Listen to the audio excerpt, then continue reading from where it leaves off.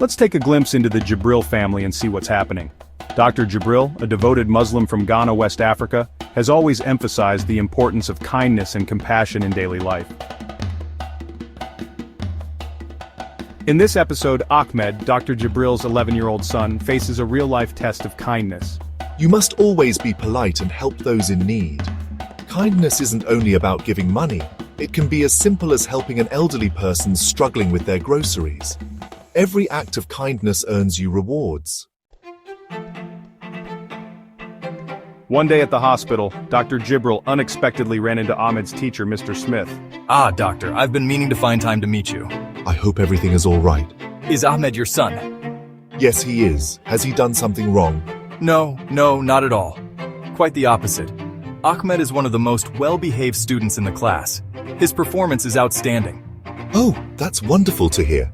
I'm John Smith, by the way. It's a pleasure to meet you, sir. I must be on my way now. Dr. Jibril was filled with pride. His guidance on good behavior was not in vain. Ahmed was truly living up to the teachings of kindness and respect. The next morning, as Ahmed walked to school, he noticed an elderly woman on a quiet footpath. She looked frail and moved slowly, her steps unsteady. She shouldn't be here alone. Could she be lost?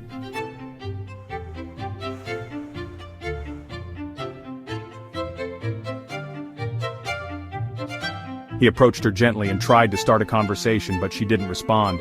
She just kept moving forward, struggling with each step. Then suddenly, she stumbled and fell. Ahmed rushed to her side, trying to help her up, but she was too weak. Without hesitation, he grabbed his phone and called emergency services. Oh God, this is it. I'm going to die. No, ma'am, you won't. Help is on the way. What's your name, ma'am? Mavis, I live on Oakwell Street. I went for a walk but lost my way. Ahmed's eyes widened. Oakwell Street? That's nearly 5 miles from here. He realized how exhausted she must have been. Ahmed knew he was running late for school, but he couldn't leave Mavis alone. Just then, the distant sound of sirens filled the air. Moments later, the paramedics arrived, quickly assisting Mavis into the ambulance.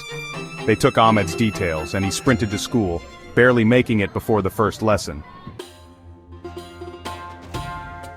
That evening, before heading out for Taraweeh prayers, Ahmed shared the morning's events with his family.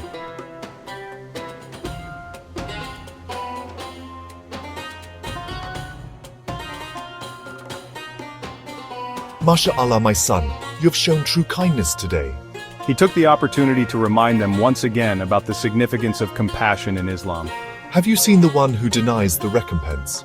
For that is the one who drives away the orphan and does not encourage the feeding of the poor. So woe to those who pray, but who are heedless of their prayer, those who make show of their deeds and withhold simple assistance.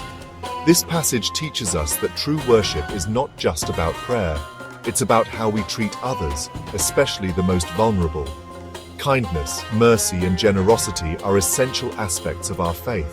The family listened attentively, reflecting on the lesson.